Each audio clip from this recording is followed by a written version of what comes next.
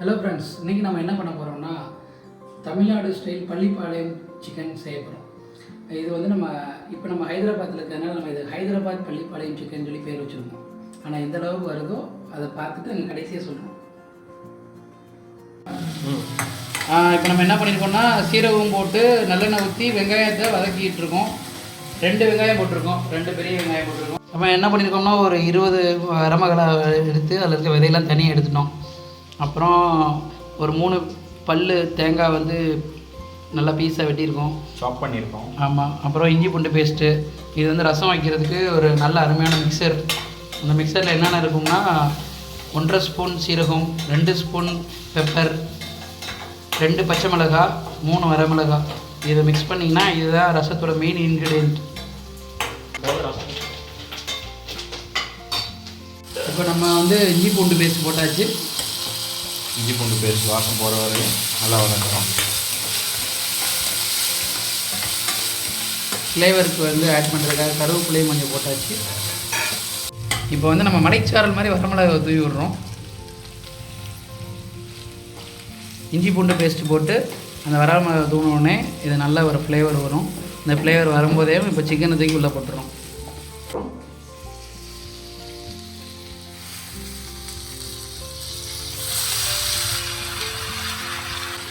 கொஞ்சம் மஞ்சள் சேர்க்கணும். கொஞ்சம் மஞ்சள் இருக்கும். மஞ்சள் சேர்த்ததுக்கப்புறம் இப்போ நம்ம கறியை வந்து நம்மள இப்போ நல்லா பிரட்டி விடணும்.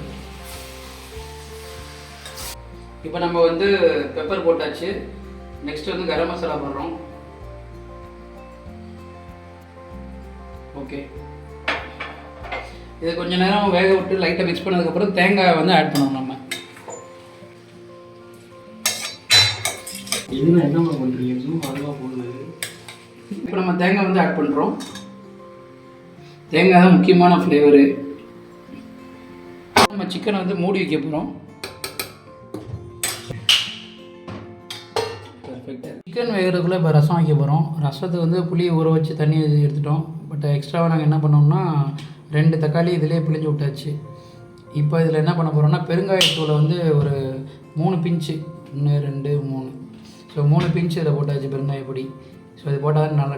ஸோ இப்போ நம்ம என்ன பண்ணோம்னா கொஞ்சம் எண்ணெய் ஊற்றி லைட்டாக வெந்தயம் ஊற்றிட்டு அதில் வந்து நம்ம மிக்ஸ் பண்ண அந்த மிக்சரை போட்டு லைட்டாக 1 நிமிஷம் வதக்கிட்டு புளி தண்ணியை ஊற்றியாச்சு. ஸோ இப்போ என்ன பண்ணணும்னா ஒன்ஸ் இது கொதிப்பு வந்த உடனே நிப்பாட்டிடணும். அவ்வளோதான் ரசம்.